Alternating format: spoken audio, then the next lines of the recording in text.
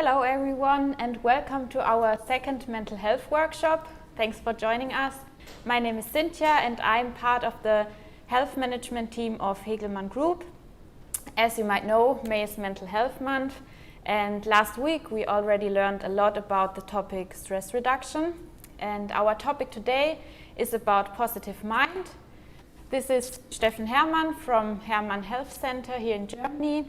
He is personal health coach and he will provide us with a lot of interesting content and practical tips today. And now I hand over to Steffen. Enjoy. Thank you very much, Cynthia. I'm again happy to be here, our second workshop. So thanks for having me. So just that you know, I've worked also in the industry for 25 years, so I can relate to your daily challenges. I know how it feels. And nowadays, together with my wonderful wife, we run this health center and we help people staying healthy and or becoming healthy again. So positive mind, that's interesting. And again, the structure will be pretty much the same like last week. I give you some insights. There is a lot of practical things you can take away and a small exercise as part of that. And in the end, ideally, you commit yourself and at least taking one thing out of this session. Otherwise, you just listen, but you're not changing something. So better have a commitment afterwards. So mindset, what is this and how is it created? You see a little bit something on the screen here. Of course, it's part of your experiences, your memories, your beliefs, your values, your assumption, your perception, and that becomes an attitude. And the mindset actually is something nature invented in order to help us dealing with the things, because you cannot think through everything logically. So you need some fast thinking and some slow thinking. That's the more logical part. And the fast thinking is actually where your mindset kicks in, and from previous memories or experiences, your mind quickly said, this is good, this is bad, this is poisonous, this you can eat, and so forth. So it's helpful, and it was something we needed in order to be quick on many things. So you cannot, if a tiger attached to you, you cannot think about, oh, is this a dangerous animal? You just react because you had made experience with that. So it's not cast in stone. That's the other good thing. So you can change your mindset, and I'll come to that. But you need to be aware that the mindset is determining our life. So if this set of beliefs or the way of thinking is determine how we react, it's determine our behavior, it's determine how we look at the future, it's really determining our mental attitude. So mindset really matters, and it acts like a filter. And you all know that, for example, if you want to buy a car and you have a certain model in mind, suddenly you see this model all around you. Or maybe you or your wife is pregnant and you look forward to your little baby, and suddenly you see all these baby strollers walking by. So it's really changing your focus. What you have in mind is like a filter in a way, and it gives you orientation. As I said, it's evolutionary important, but it also sets the direction. And if that's in a negative way, that's not good. If it's in a positive way, of course, that's positive. And a quick one on mindset and mind setting.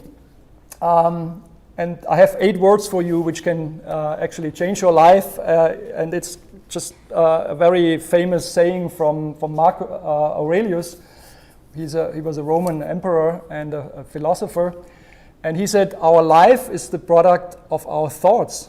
So whatever you experience existed more often than less in your head before it comes into your life. So, and since that is the case, we can also change our mindset and come from what I call a fixed mindset to a I will set my mind attitude. So we can really change this in order to experience and look at life differently. So as we said, mind over matter, or you could put it the other way around, matter follows mind. And so we actually reap what we saw. So we saw a thought, and then we reap an act. We sow an act, we reap a habit. We sow a habit, we reap a character, and we sow a character, and we reap a destiny. So it all starts in your head, and in the end, that's how your life is like, and so you better watch out what you're thinking. And also when you are holding back yourself, the biggest hurdle is in your mind. Your mind is holding you back, not the circumstances are holding you back. So keep that in mind, actually. So you can, with your mind, with your thoughts, you can change your reality.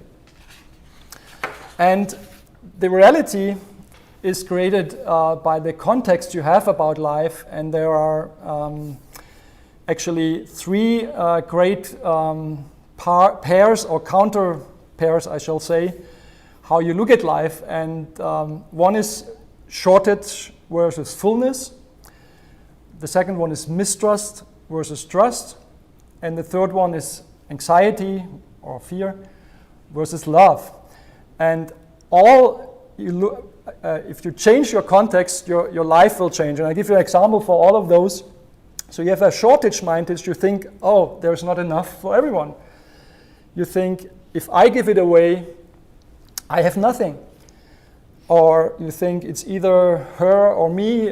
So it's really a shortage mindset, and that is a lot of, it limits yourself, and it's really a limitation. If you change that to a fullness mindset, suddenly you would think, oh, there's plenty or more enough for everyone.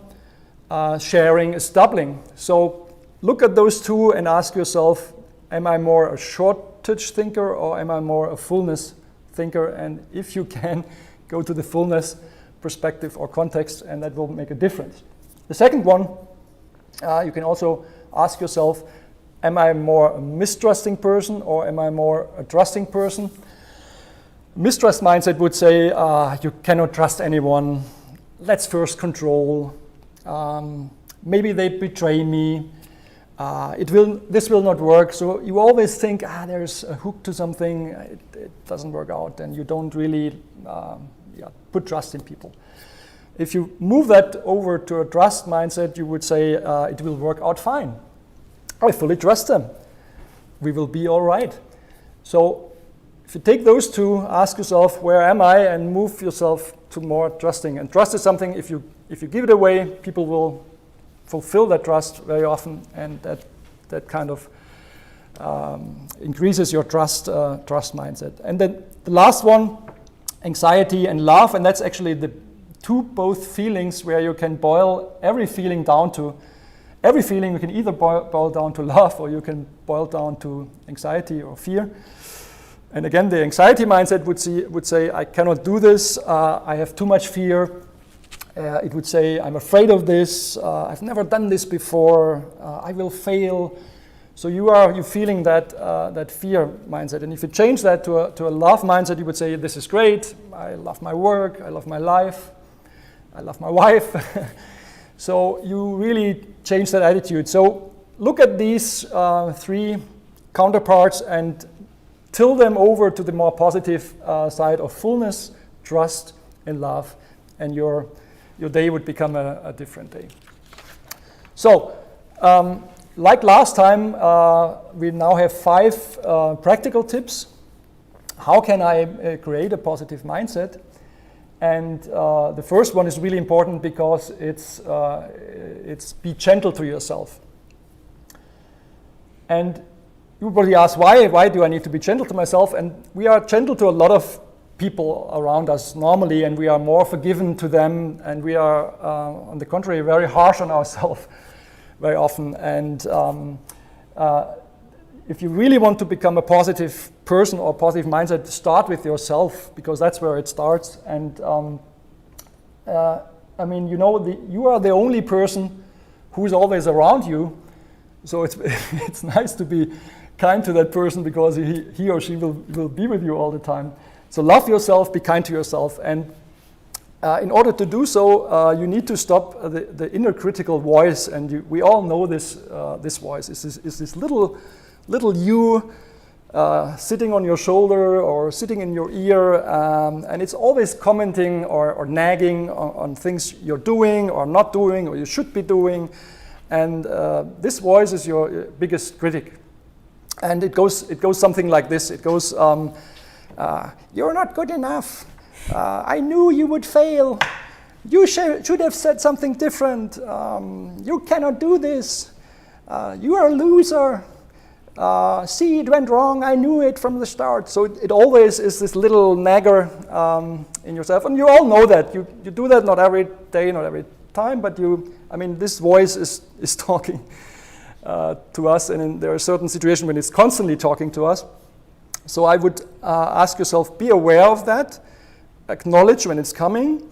And you can just agree on a stop word for that. You either use stop or you use something extraordinary like abracadabra. And whenever this little comes, you say, stop, I'm not listening to you anymore. So you just put it away and you kick it off your shoulder or you take it out of your ear and that's it. So that's something you really should be looking at. And part of being kind to yourself. And the second one under that headline, being kind to yourself, we do a little exercise. I would invite you to join us, and you can repeat that whenever you're in the mood or you need that. And it's a self-affirmation. Hope you know that. You're affirming yourself, and you be gentle with yourself. And you say after me, first of all, touch yourself by putting both hands on your heart. You touch yourself. Also physically, this feels good, and you close your eyes, and then say after me. You can ideally repeat it loudly. Don't be embarrassed. If you're sitting in the bus or outside and you feel embarrassed, at least say it in your head, but ideally loudly. So say after me. Kindness, and close your eyes ideally. Kindness begins with me. Kindness begins with me. I'm gentle and kind to myself. I'm gentle and kind to myself.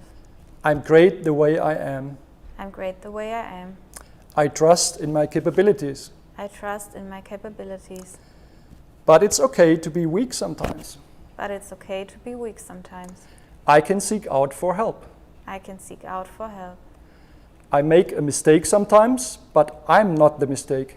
I make a mistake sometimes, but I'm not the mistake. I lose sometimes, but I'm not a loser. I lose sometimes, but I'm not a loser. I trust in me. I trust in me. I believe in myself. I believe in myself. I'm enough. I'm enough. I'm lovable. I'm lovable. I don't need to earn to be loved. I don't need to earn to be loved. I love me. I love me. Kindness begins and ends with me. Kindness begins and ends with me. So do this and be kind to yourself. That was number one. Then the second one, if you want to become a positive mindset, a good way to do this is become a source of positivity. So you can consciously integrate that into your life, and it starts again with the language. Use positive words. Proactive words, positive words. So you are not the victim of your circumstances. You can create your circumstances. You can become the creator of your life. And again, I give you examples. Instead of saying, I cannot do this, you could say, I will learn how to do it. Instead of saying, if only I had the time, again, very passive language, you can say, I make sure I have the time. Or you don't say, I must do this, you can say, I choose to do this.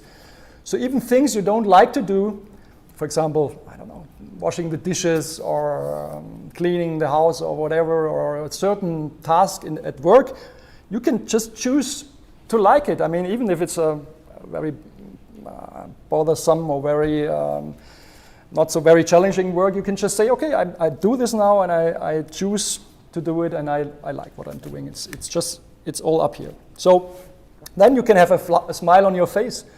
Have a smile on your face, the smile will come back to you. Even with the masks right now, this is a bit unfortunate because we cover our mouths, but you would, even under the mask, you see, and I'll show it to you, you will see if somebody's laughing or not, because the eyes start to laugh, and you will even see the laugh without seeing the mouth. It's costless, but it's priceless, and people will smile back to you. So use that. Then give generous praise and recognition. And I give you an example. Cynthia, thank you very much for organizing this. This is really great, and you made this happen with Lisa, of course, who hopefully sees us now. A great idea, and I really like this. So thank you for that. Thank you too. Or I could say, because sometimes we forget the people behind the scenes who make a project working, and you don't see them because they're not in the front. So Marcus, if you just can you join us just for a second? I can say, because Marcus Fali, that's his brand name. Marcus is the guy in the background who makes this happen, and I mean, you know how it is with. Thanks, Marcus. You're doing an awesome job here. My pleasure. Because without him, we wouldn't have this either. And you know how it is with IT or technique. You don't even consider it's there as long as it's working, but he gets all the shit in the world. That 1 second it fails. So Marcus, thanks for that. So be generous with that. Praise people. They will relate to that. They will like that. So you can do that. Here's another one. Try that. It takes a little bit courage, but it's awesome if you do it. When you in the morning enter the bus or the train, or you go into an elevator, you just get in there and you say, "Good morning, everybody. Great to see you. I wish you a wonderful day."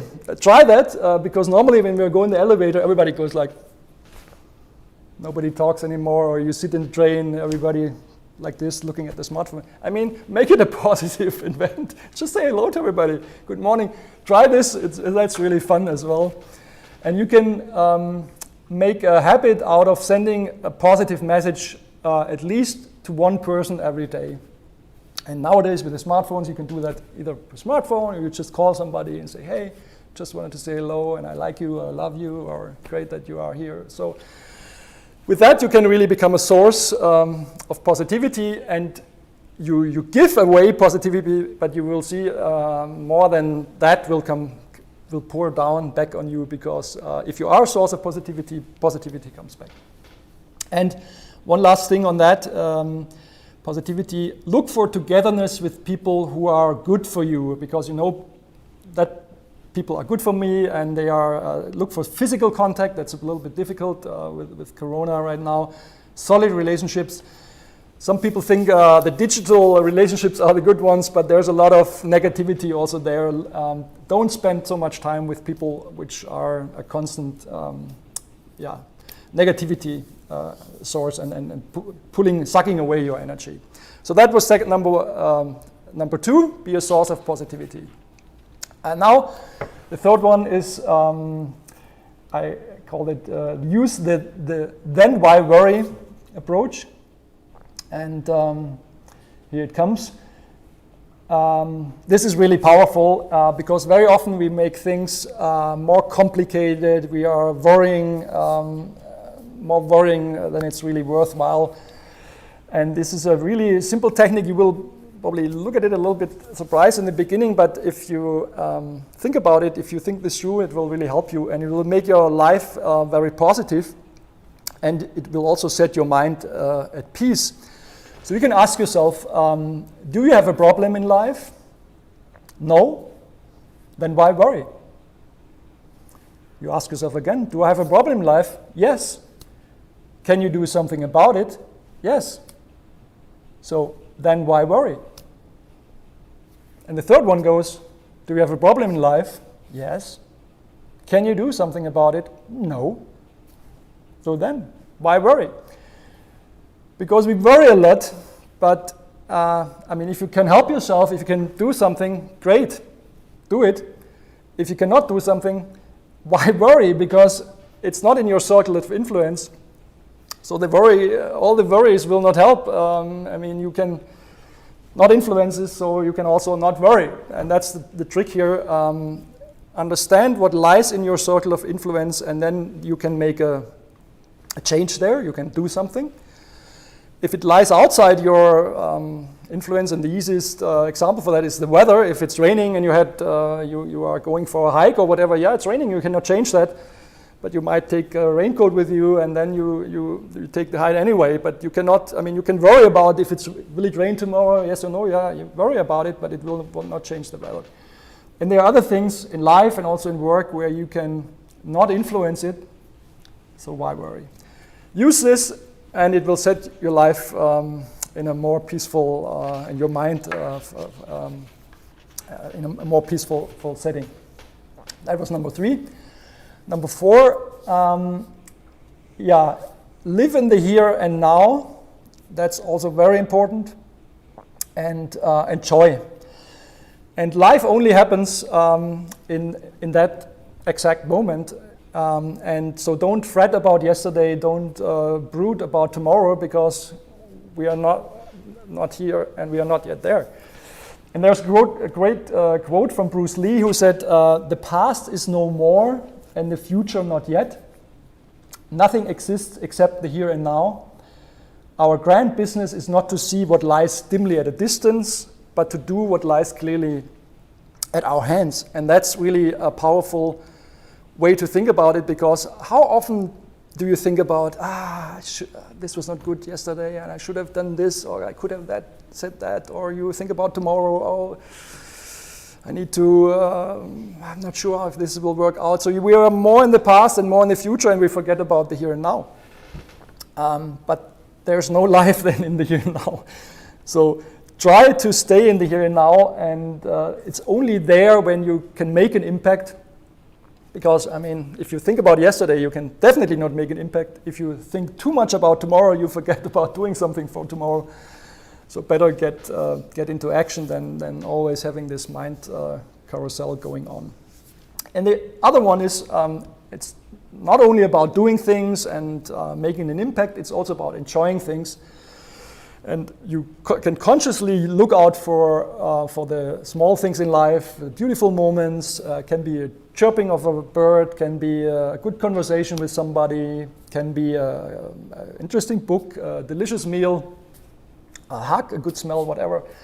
Look at those things because it gives you positivity, because there are so many good things. And by the way, they are not really in your smartphone, some of them.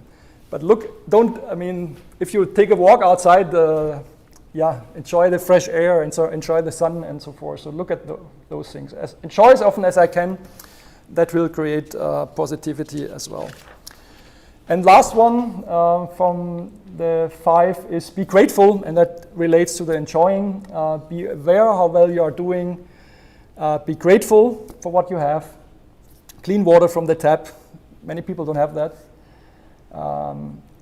And they are still happy and relaxed. And at the end, you can sit down and thank God, or if you're religious, or the universe if you're not, for a few good things that happened during the day. And you can use a thank you journal every day or by the end of the week, and you just put down what good things happened to you during the week, and you, by putting it down, you relive, you rethink those moments, and you even more embracing them and appreciating them. So it's a positively remind setting. So that was it. I quickly repeat the 5 things. I need to check it out here. Be gentle to yourself was number 1. Be a source of positivity. Use the then why worry approach. Live in the here and now and be grateful. And again, like last week, I ask you, whatever you're not doing, pick at least one, commit yourself, and you can put that in our chat if you want, and take something out of here, and that will make a change. So thank you so much. And I hand it over to Cynthia again, and hopefully we have some questions or comments here. Yeah, thank you very much, Steffen, for the inspiring workshop. I hope you enjoyed it. And we don't have any questions, but someone wrote that, for everybody who struggles with worrying too much, I can deeply recommend the book How to Stop Worrying and Start Living by Dale Carnegie. Dale Carnegie, yeah, that's a very good.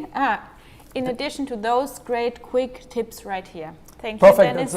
That's a superb recommendation, because Dale Carnegie, he is really the master of not worrying and enjoying our life. Yeah, very good. Good recommendation. Simple question to myself. Why is it important for me to attach importance to this? Oh, it's not to us. Yeah. No question, but thank you very much. Thank you. And give us the commitments. Maybe some of you can just write what you take with you. Okay, another question here. Hello, how can I create my self-realization besides the stressful job? Yeah, probably one key is that you allow time for that, so you can put small breaks in your day, or 5 minutes where you can rethink, maybe calm down, and do maybe a self-affirmation, or we have that next week with Sebastian with the meditation. I mean, little retreats where you can recharge yourself and where your thoughts can calm down. So you need to be kind to yourself in order to make that happen and in order to arrange for that. Mm-hmm. Yes, and then just another thank you, and have a good day and weekend for everybody. Thank you. Very good. Okay, I think no more questions. So don't miss next Friday. Yes, next Friday we go on with meditation, yes. And we hope that you join us too then. And yeah, thank you for watching, and see you next time. Bye bye. Bye bye, see you.